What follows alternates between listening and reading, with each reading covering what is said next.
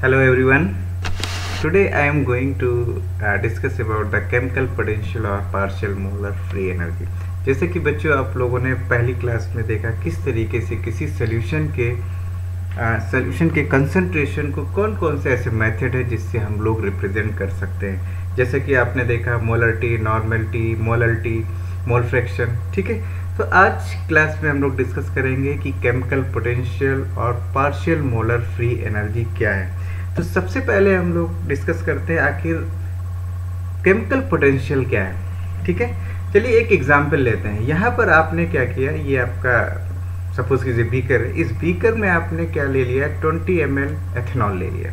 ठीक है, जब आपने 20 ml एथेनॉल लिया और इसमें आपने वाटर क्या किया, 5 ml वाटर ऐड कर दिया, तो इसका जो 20 ml एथेनॉल है इसका आपने गिब्स फ्री एनर्जी देखा जी है। लेकिन जैसे ही आपने क्या किया, 5 ml वाटर इसमें ऐड कर दिया तो देखा जो इसका गिब्स फ्री एनर्जी है वो चेंज होके जीवन हो गया।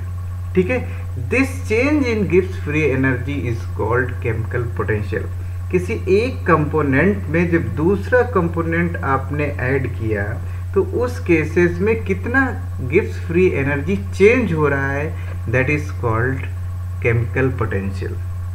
क्लियर है। अगर हम बात करें पार्शियल मोलर वैल्यूम की, तो पार्शियल मोलर वैल्यूम क्या है बेटा, उसको भी समझने की कोशिश करते हैं। सपोज करो यहाँ पर आपने क्या किया, एक बीकर ले लिया। इस बीकर में आपने 5 ml वाटर ऐड किया। जब आप 5 ml वाटर ऐड करते हैं तो उस केसेस में जो टोटल वैल्यूम आप एक्सपेक्ट करते हैं वो कितना होना चाहिए, 20 ml होना चाहिए, और वो 20 ml आपको मिलता है। लेकिन जब आपने 20 ml एथेनॉल लिया, इस एथेनॉल में सपोज करो आपने क्या किया, 5 ml ले लिया, 5 ml वाटर ऐड कर दिया, तो इसका वैल्यूम 25 ml की बजाय 18 ml हो गया। ये जस्ट एक एग्जाम्पल में ले रहा हूँ, लेकिन ऐसा नहीं। लेकिन सपोज कीजिए इसका जो ml कितना हो गया, टोटल वैल्यूम 18 ml हो गया।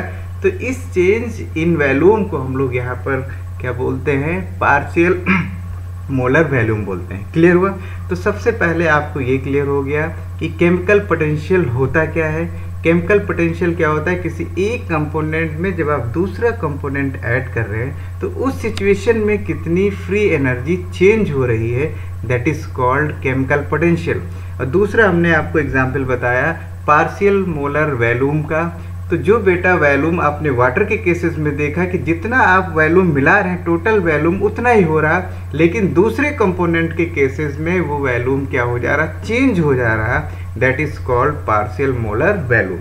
चलिए हम लोग मैथमेटिकली जो है इसको डिस्कस करते हैं, आखिर केमिकल पोटेंशियल क्या होता है और पार्शियल मोलर फ्री एनर्जी क्या है। ठीक है, यहाँ पर हमने क्या किया, एक्सटेंसिव प्रॉपर्टी जैसे आपकी वैल्यूम है, फ्री एनर्जी है, एंट्रोपी एनर्जी या कंटेंट, एनर्जी कंटेंट, ये सारी आपकी क्या है, एक्सटेंसिव प्रॉपर्टी। एक्सटेंसिव और इंटेंसिव प्रॉपर्टी में डिफरेंस आपको बेटा आपने पढ़ रखा होगा 12th में। एक्सटेंसिव प्रॉपर्टी कौन सी प्रॉपर्टी होती है, ऐसी प्रॉपर्टी जो कि सब्सटेंस के मास पे डिपेंड करती है, दैट इज कॉल्ड क्या, एक्सटेंसिव प्रॉपर्टी। और जो इंटेंसिव प्रॉपर्टी है वो सब्सटेंस के मास पे डिपेंड नहीं करती। चलिए यहाँ पर हमने क्या किया, ये जितने भी प्रॉपर्टी एक्सटेंसिव प्रॉपर्टी दिख रही हैं उसके लिए हमने जनरल फार्मूला आपने क्या मान लिया, एफ मान लिया। क्लियर है। ठीक है, बात समझिए, पेन और कॉपी लेके बैठिए। अब हमने एक सिस्टम ले लिया, ये एक आपका क्या है, सिस्टम है। इस सिस्टम में जो टोटल कॉन्स्टिट्यूएंट्स हैं वो आपके कितने हैं, एन है, और वो एन कॉन्स्टिट्यूएंट्स आपके n1 n2 n3 और ni तक सारे मिला के कितने हैं आपके, स्मॉल एन कॉन्स्टिट्यूएंट्स हैं। क्लियर हुआ। ठीक है, उसके बाद अब यहाँ पर देखिए जो आपकी एक्सटेंसिव प्रॉपर्टी एफ है वो डिपेंड कर रही है किस पे, फंक्शन ऑफ टेम्परेचर, प्रेशर, और जो आपके एन कॉन्स्टिट्यूएंट्स हैं n1 n2 n3 या ni, ये इनफाइनाइट तक जाएगा, तो उस पर डिपेंड कर रही है। क्लियर है, बात समझ में आई।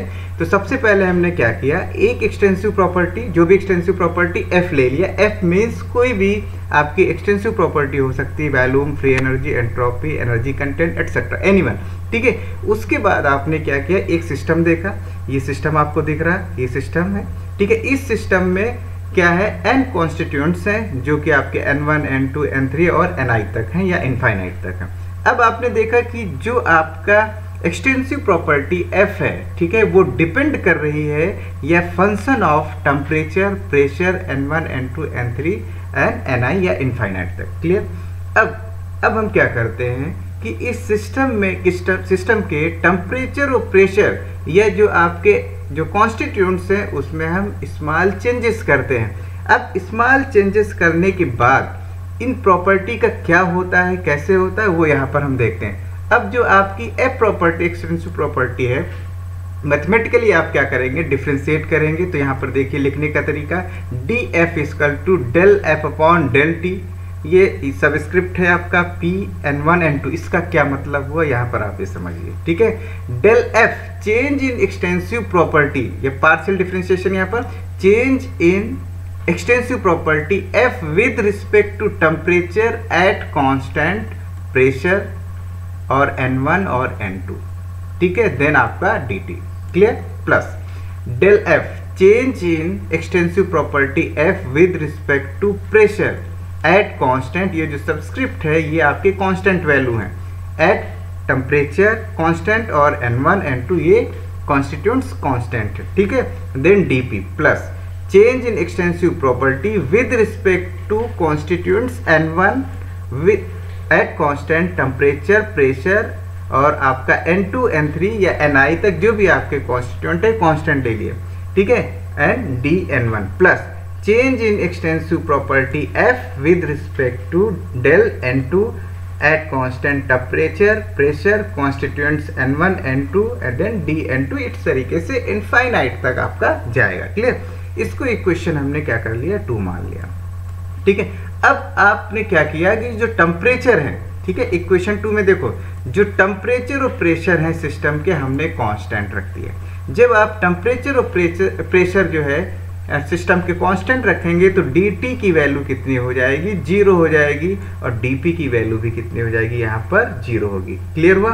अब ये जो दो डेरिवेटिव है, आपको एक ये दिख रहा है और एक ये दिख रहा है जिसमें dp और dt इन्वॉल्व है, ये दोनों क्या हो जाएंगे, 0 हो जाएंगे। देन इक्वेशन 2 बिकम क्या हो जाएगा, यहाँ पर df at constant temperature t और प्रेशर, क्योंकि हमने टेम्परेचर और प्रेशर कांस्टेंट ले लिया तो अब इस तरीके से लिखेंगे, ठीक है, df at constant temperature pressure equal to change in extensive property f with respect to N1, constituents कौन सा आपका N1 विद कांस्टेंट क्या लेंगे, temperature pressure and constituents N2, ठीक है, dN1 plus change in extensive property f with respect to dN2 at constant temperature pressure and constituents N1। इस तरीके से इनफाइनाइट तक आप लेंगे, ठीक है। क्लियर। ये इक्वेशन आपकी क्या हो गई, 3rd हो गई। क्लियर। अब जो राइट साइड के डेरिवेटिव आपको दिख रहा है ये, ठीक है, del F upon del N1 at constant temperature pressure N2 d, ठीक है, plus del F upon del N2 at constant temperature pressure N1, these are called partial molar property. इनको क्या बोलते हैं बेटा, partial molar property and represented by F1 bar and F2 bar. Clear हुआ, ठीक है।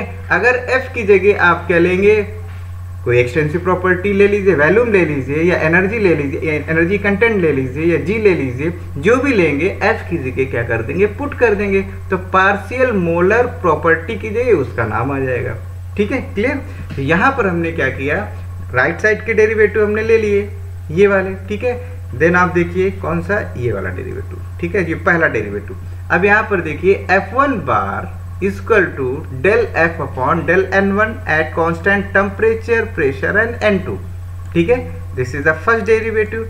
Then F2 bar equal to del F upon del N2 at constant temperature pressure and N1, this is called क्या, partial molar property, जिसको represent कर रहे हैं F1 बार से and F2 बार से। क्लियर। अगर हम किसी I कंपोनेंट के लिए देखें, हमारे N कॉन्स्टिट्यूएंट्स से उसमें ith कंपोनेंट की बात करें तो Fi बार इक्वल टू क्या हो जाएगा बेटा, del F upon del Ni at constant temperature pressure and constant constituents N1 and N2। Clear है ये चीज, ठीक है। If extensive property considered is the free energy G, ठीक है, मैंने अभी आपको बताया कि F की जगह जो भी प्रॉपर्टी आप लेना चाहते हैं एक्सटेंसिव प्रॉपर्टी, उसको पुट कर दीजिए। तो यहाँ पर हमने F की जगह G ले लिया तो G i bar equal to del G upon del n i, ठीक है, आयत के लिए हम दे रहे हैं। Then at constant temperature pressure and N1 N2 and this will be equal to किसके, म्यू के, एंड दिस इज कॉल्ड क्या, chemical potential. Mu is the chemical potential and this is called आपका partial molar free energy. Clear है, partial molar free energy equal to chemical potential mu, ठीक है। अगर आप यहाँ पर क्या लेंगे, F की जगह V ले लेंगे तो आप क्या बोलेंगे, पार्शियल मोलर वॉल्यूम बोलेंगे। क्लियर नहीं क्लियर, ठीक है। तो इस तरीके से ये डिराइव कर सकते हैं। अगर हमने यहाँ पर क्या किया, DNI आयत कंपोनेंट को 1 मोल मान लिया तो उस केसेस में आप देखेंगे chemical potential mu equal to del G at constant temperature pressure N1 and N2, ठीक है। तो ये चारों चीजें, ये चारों क्वांटिटी क्या है, आपकी कांस्टेंट है। Clear, then chemical potential will be equal to किसके, डीजी के, ठीक है, gives free energy. Then you can say, या आप डिफाइन कर सकते हैं कि chemical potential of a substance of a constituent in a mixture is the increase in free energy which take place at constant temperature and pressure when 1 mole of the constituents is added to the system। Same जो first slide में मैंने आपको बताया, किसी एक component में जब दूसरा कंपोनेंट का कितना 1 मोल आप ऐड करते हैं तो chemical potential will be equal to increase in free energy. Clear नहीं क्लियर, ठीक है। तो keeping the amount of all other constituents constant, या that is when 1 mole of the constituent is added to such a large quantity of the system that its composition remain almost unchanged। Clear है, तो definition clear हुई, नहीं clear हुई बोलो, ठीक है। याद रखना है आपको कि किसी भी कंपोनेंट में जब दूसरा कंपोनेंट वो भी कितना 1 मोल आप ऐड करेंगे तो उसकी फ्री एनर्जी में जो इंक्रीमेंट होगा दैट इज कॉल्ड क्या, केमिकल पोटेंशियल। क्लियर, आगे बढ़ते हैं। यहाँ पर देखिए ये थर्ड इक्वेशन है जो मैंने आपको पीछे दे रखी है। तो थर्ड इक्वेशन में आपने देखा है, आप पीछे देखिए, DF at constant temperature pressure equal to del F upon del N1 at constant temperature pressure N1 N2, then ये आपका DN1 plus del F upon del N2 at constant temperature pressure N1 and N3 या N2 यहाँ पर कर लो, और ये किस तरीके से जाएगा आपका इनफाइनाइट से जाएगा। Now equation third can be written as in term of free energy. Free energy के टर्म में लिख लीजिए, लिख सकते हैं, ठीक है। F की जगह G आप चेंज कर दीजिए।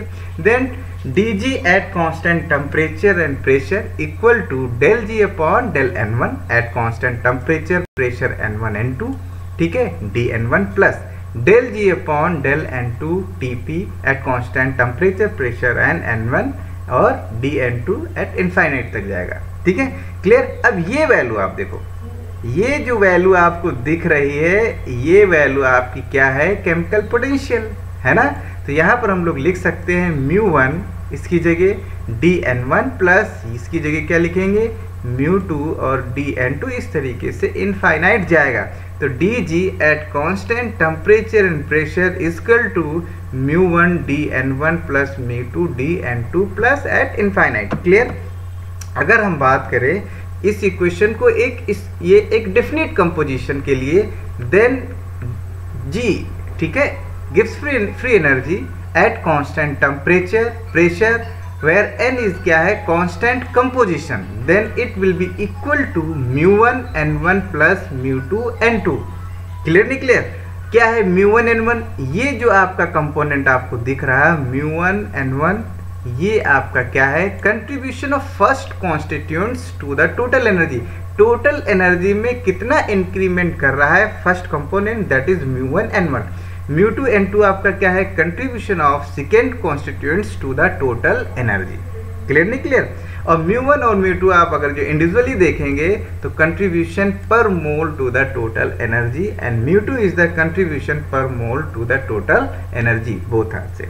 क्लियर, तो इस बेसिस पे आप डिफाइन कर सकते हैं the chemical potential of a constituents in a mixture is its contribution per mole to the total free energy of the system of a constant temperature and pressure।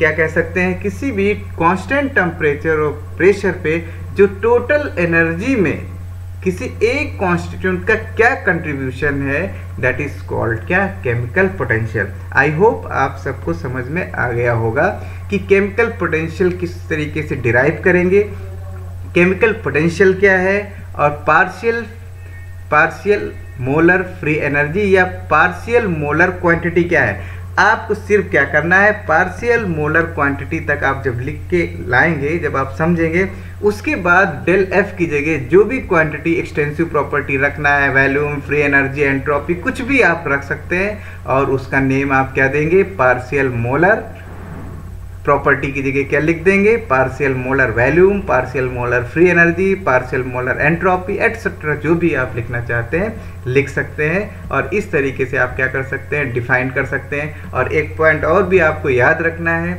कि जो chemical potential is the intensive property but gives free energy is a extensive property.